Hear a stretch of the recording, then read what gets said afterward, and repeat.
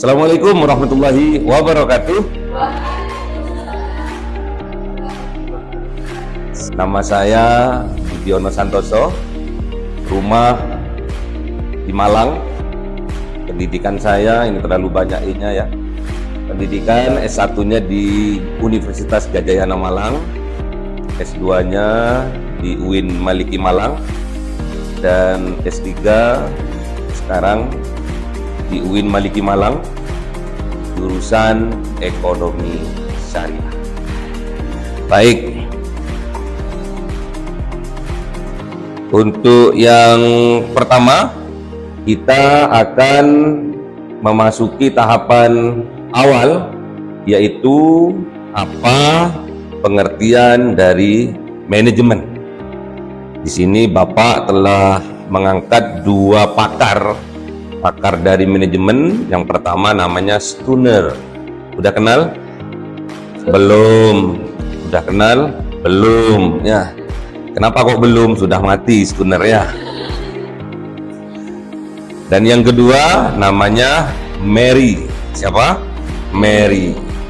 Di orang luar semua ini ya. Stunner berpendapat bahwa manajemen adalah suatu proses dari perencanaan, pengorganisasian, pengawasan, dan pengarahan dari semua aktivitas organisasi berdasarkan sumber daya yang dimiliki untuk mencapai tujuan yang telah ditetapkan.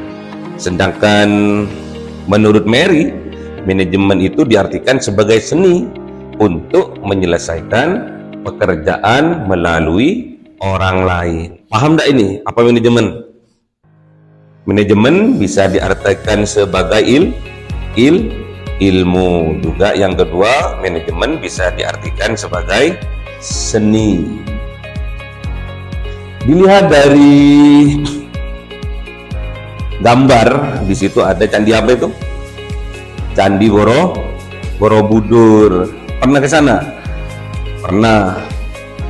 Menandakan bahwa sejak dahulu kala, sebelum kita lahir, jadi dari proses manajemen ini sudah berada, ya sudah ada. Kenapa? Dilihat dari manajemen yang telah dilukiskan atau digambarkan oleh Candi Borobudur, bahwa di sana dalam pembuatan Candi Borobudur itu ada tahapan-tahapan atau ada proses-proses sehingga terjadilah atau terciptalah bangunan Candi Borobudur yang sangat mega. Itulah manajemen. Jadi nggak syukur-syukur, bim selabim, apa kata apa, terus jadi Borobudur. Ya, yang kedua, kenapa di sini kok ada gambar uang di sini? Tentunya Mahaputri selama di pondok, tentunya setiap bulan dapat kiriman. Dapat kiriman ya. Dapat kiriman dari orang tua. Besarnya berapa? Itu tergantung dari kemampuan orang tua masing-masing. Mau dikirim 1 juta, mau dikirim 500, bahkan nggak dikirim ya. Jadi di sini gambar uang 100.000 ini menandakan bahwasanya kita dalam keseharian juga harus bisa memanage uang kita yang telah ditransfer atau dikirim oleh orang tua kita. Ya, harus memanage, harus bisa memanage, harus bisa memilah mana barang yang penting untuk kita beli. Jadi nggak semua barang dibelinya. Misalkan ada kepentingan, misalkan untuk membeli buku kitab atau buku pelajaran. Sudah punya buku manajemen? Sudah punya buku manajemen? Belum. Nanti beli ya. Beli. Salah satunya adalah punyanya Adam Smith ya. Kenal juga Adam Smith? Boten nggak kenal. Jadi dalam bukunya Adam Smith yang berjudul The World of Nation itu mengkisahkan di sana tentang pentingnya manajemen dalam sebuah perusahaan atau organisasi. Sangat penting. Ini Adam Smith ini termasuk bapak perekonomian modern, bukan modern ya.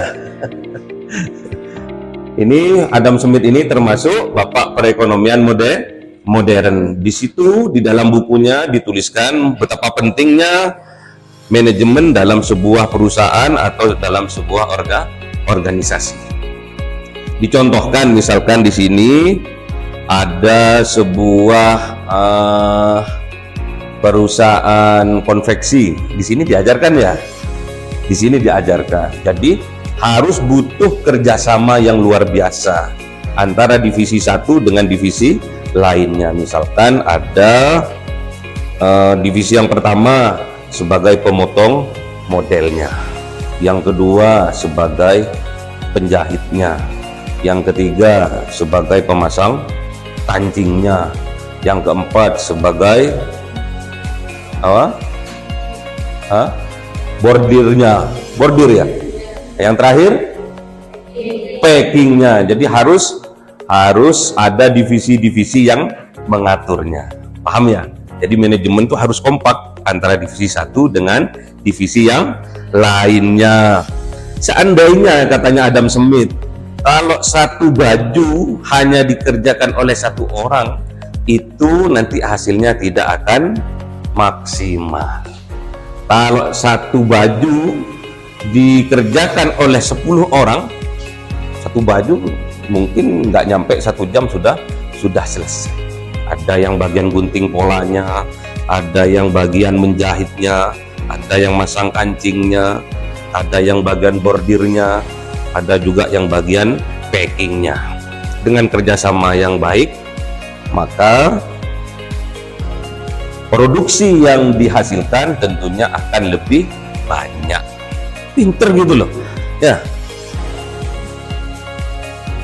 Terus sekarang dalam industri kita tidak akan lepas dari revolusi industri.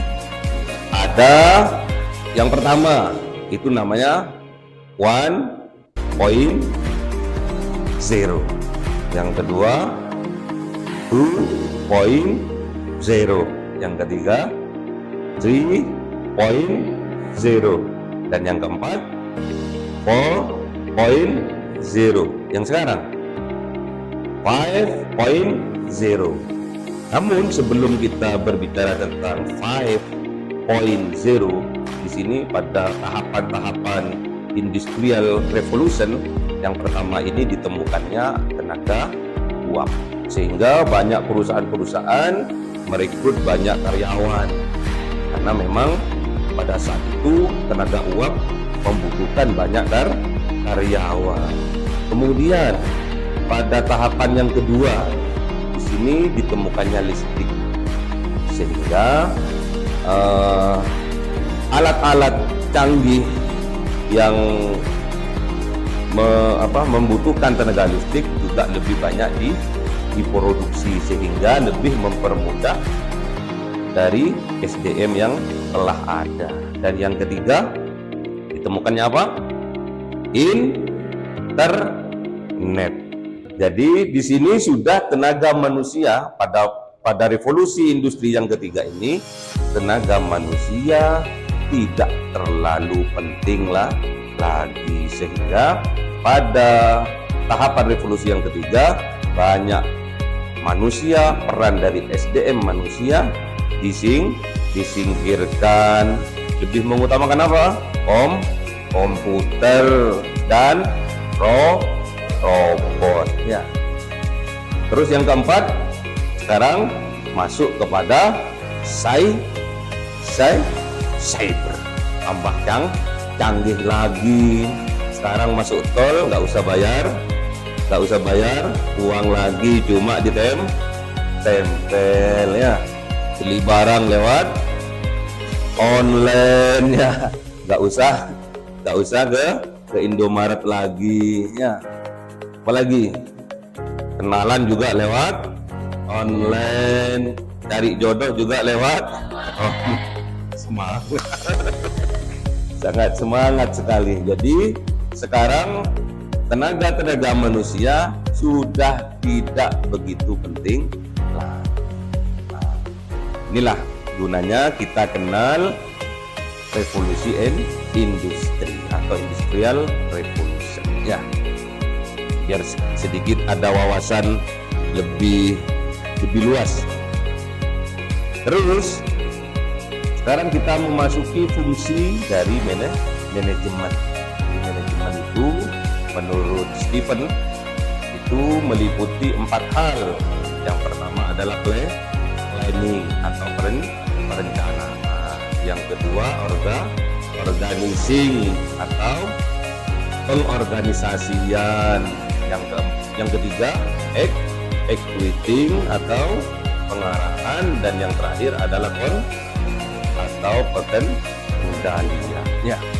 Jadi manajemen sebagai suatu proses yang dipandang sebagai rangkaian kegiatan dari fungsi-fungsi manajemen itu, dari perencanaan, pengorganisasian, pengarahan, dan pengendalian untuk mengkoordinir dan mengintegrasikan penggunaan sumber daya yang ada dalam perusahaan untuk mencapai tujuan organisasi yang telah ditetapkan. Jadi harus harus betul-betul dari step by step, harus betul-betul sudah matang. Jadi nggak syukur-syukur kita suatu saat ditakdirkan oleh Allah bisa menjadi pengusaha, amin. Planningnya, perencanaannya harus betul-betul matang. Jadi harus belajar organisasi, belajar bagaimana mengarahkan orang, belajar bagaimana mengkontrol, itu harus betul-betul sudah matang. Terus lanjut, ini dari peran manajemen ada yang menurut Minsberg, siapa? Minsberg, siapa? Oke, Heli namanya ya, Heli Minsberg ini peran manajemen itu dibagi atas tiga hal. Yang pertama interpersonal, yang kedua informasional, yang ketiga decisional. Ini apa decisional? Keputusan. Jadi di sini siapa sih interpersonal itu? Tokoh utamanya adalah pemimpin, leader, presiden. Jadi punya interpersonal masing-masing. Jadi seorang pemimpin, seorang manajer itu harus punya ilmu, punya seni masing-masing. Setiap orang dengan yang lainnya beda. Ya, kenal sama Alibaba Corp? Gak kenal. Kenal sama Jack Ma? Gak kenal. Jack Ma ini adalah pemilik Alibaba Corp. Perusahaan Alibaba ini termasuk perusahaan raksasa di dunia, dan Jack Ma ini termasuk orang terkaya di dunia. Ya, baik. Kembali ke yang tadi lagi. Rata-rata seorang pengusaha yang awalnya biasa-biasa saja, setelah dia jadi pengusaha itu kelihatan lebih wibawa. Kalau cowok lebih maco, lebih ganteng. Jadi ada slogan bahwa seorang pengusaha itu 99% adalah orang ganteng. Ya, jadi pengusaha itu 99% adalah orang yang cantik. Ya, ada inner beauty-nya yang keluar. Inner apa tadi? Bukan inner mata ya. Jadi ada inner beauty-nya, itulah namanya interpersonal. Jadi dia punya semacam daya tarik yang luar biasa. Jadi hal yang biasa-biasa awalnya menjadi hal yang luar biasa. Mau ngomong apapun, kalau kita tidak ada bukti nyata dalam kehidupan, kita tidak dianggap sama orang. Ya, mau bicara bisnis, mau bicara manajemen bisnis, tapi kita nggak pernah berbisnis, tidak akan dianggap sama orang. Sebaliknya, nggak usah ngomong bisnis, tapi kita buktikan dalam kehidupan nyata, kita punya apartemennya, kita punya hotel, kita punya perusahaan garmen. Nggak usah ngomong, batu aja dipercaya ya. Batu aja dipercaya. Beda ya batunya orang sukses sama enggak. Beda ya batunya orang pengusaha sama orang biasa ya. Dari batunya aja udah ketahuan. Oh, kalau itu penyakitan ya. Kalau gitu ya. Baik. Jadi di sini ada tingkatan kepemimpinan. Ada yang namanya top manager, ada yang middle manager, dan yang ketiga ada first line manager. Jadi top manager ini tugasnya adalah bertanggung jawab mengambil keputusan yang berhubungan dengan tujuan perusahaan dalam jangka yang perusahaan itu punya tujuan jangka pendek juga jangka panjang. Terus siapa sih yang jadi top manager ini, yang menempati kursi top manager ini? Ada juga namanya presiden, ada juga CEO, ada juga wakil presiden, bukan presiden Republik Indonesia, bukan ya, tapi presiden dalam perusahaan. Ada juga middle management atau middle manager, manajer yang sering kali bertanggung jawab atas keputusan-keputusan jangka pendek. Seperti siapa? Area manager atau manajer area, Kabak, Kadif, Kasih. Apa kasih itu? Kepala seksi. Dan yang ketiga, yang menempati terbawah yaitu first line manager. Para manajer ini biasanya terlibat dengan para karyawan yang mengerjakan proses produksi sehari-hari. Seperti apa? Siapa contohnya? Supervisor. Pernah ada yang tahu? Pernah ke M2M? Pernah? Ada supervisornya? Ada. Oke. Apa tugasnya supervisor itu? Mensupervisi ya. Terus mandor. Kebanyakan kita dengar mandor itu gimana? Di bangunan. Jadi sampai kalau pas lagi ada pengerjaan pembangunan gedung, pasti ada mandornya. Apa tugasnya mandor? Mengawasi.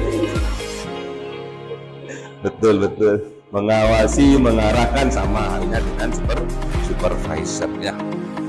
Terus di sini yang banyak kita akan kupas adalah middle dari manager. Jadi nggak semua top sampai first line manager, tapi yang banyak berhubungan langsung dalam keseharian itu adalah middle manager ya. Ada namanya operation manager, ada juga namanya marketing manager. Apa contohnya operation manager itu? Siapa contohnya? Seperti apa contohnya kalau di perusahaan yang kalian ketahui? Apa contohnya? Operation manager dalam hal apa? Dalam hal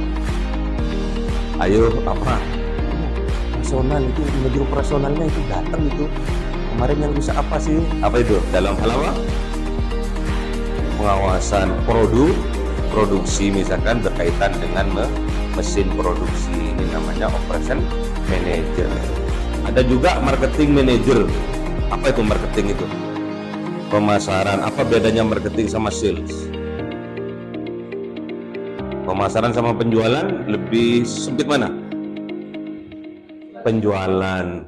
Kalau marketing lebih luas, mencakup apa aja yang Anda ketahui marketing itu?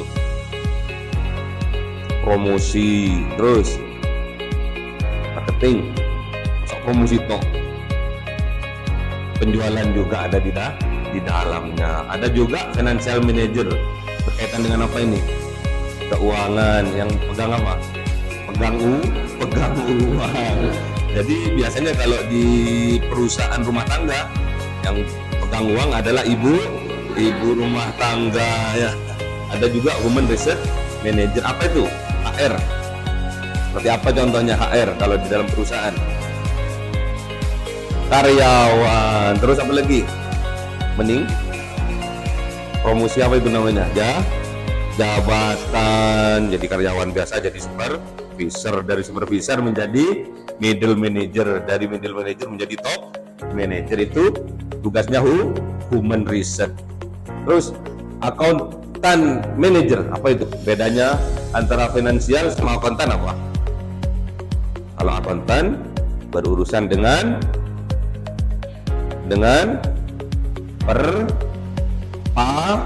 perpajakan ya, laporan keuangan itu urusannya dengan akuntan. Yang terakhir information manager. Apa ini contohnya?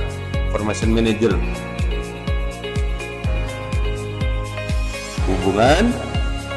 hubungan divisi satu dengan divisi yang lain, industri satu dengan industri yang lain. Contohnya juga ada di sini penyedia jasa telepon.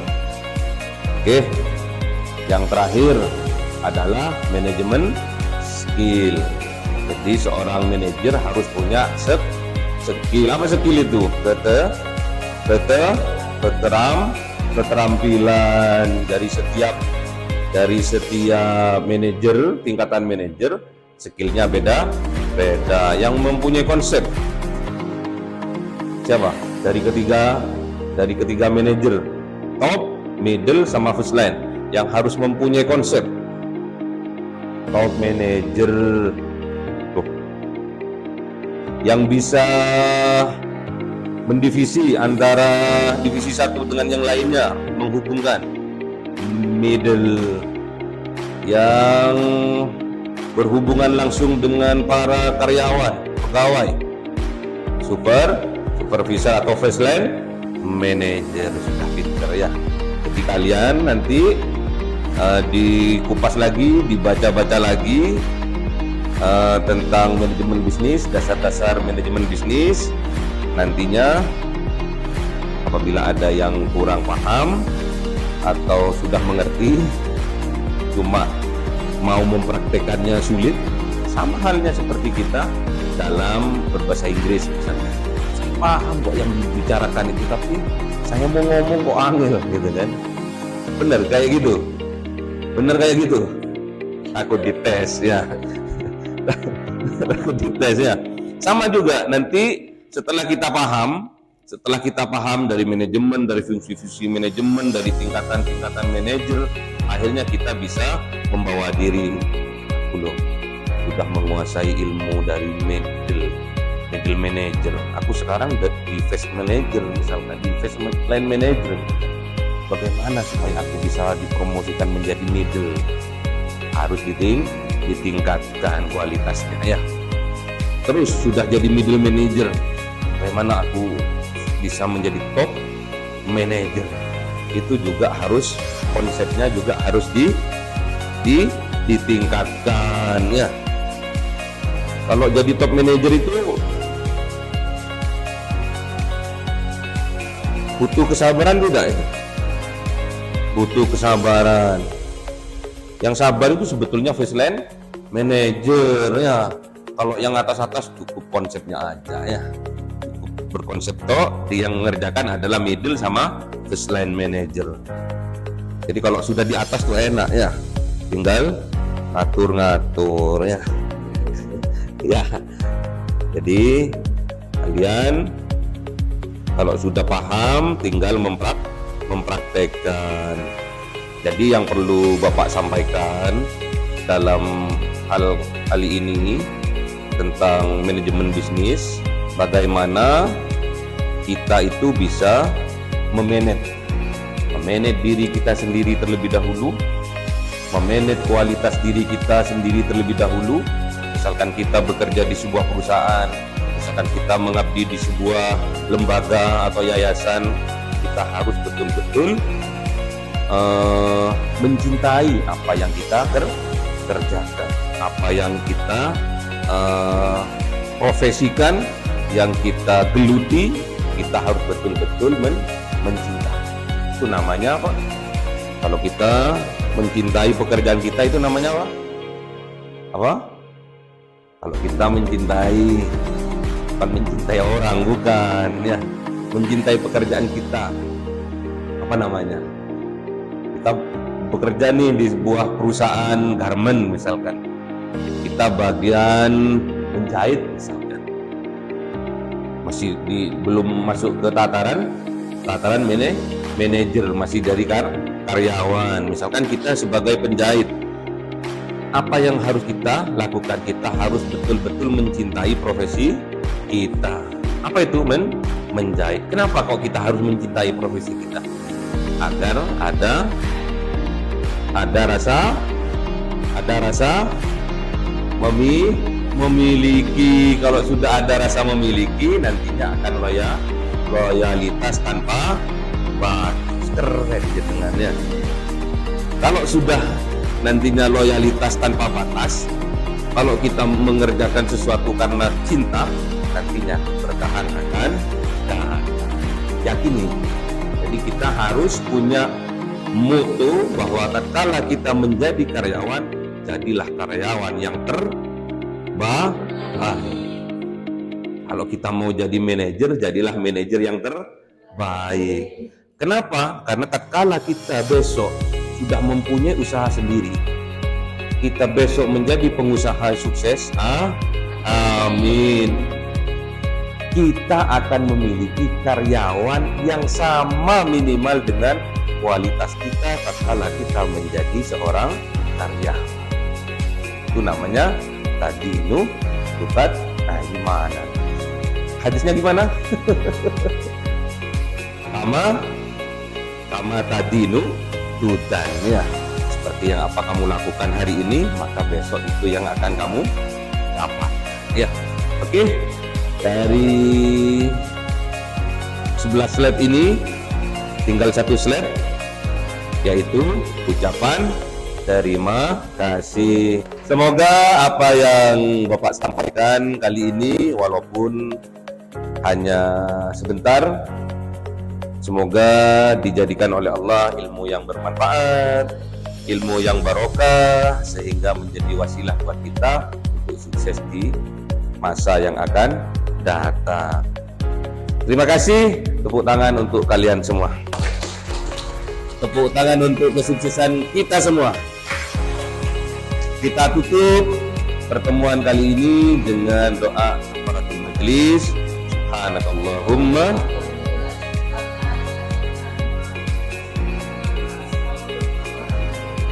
Assalamualaikum warahmatullahi wabarakatuh.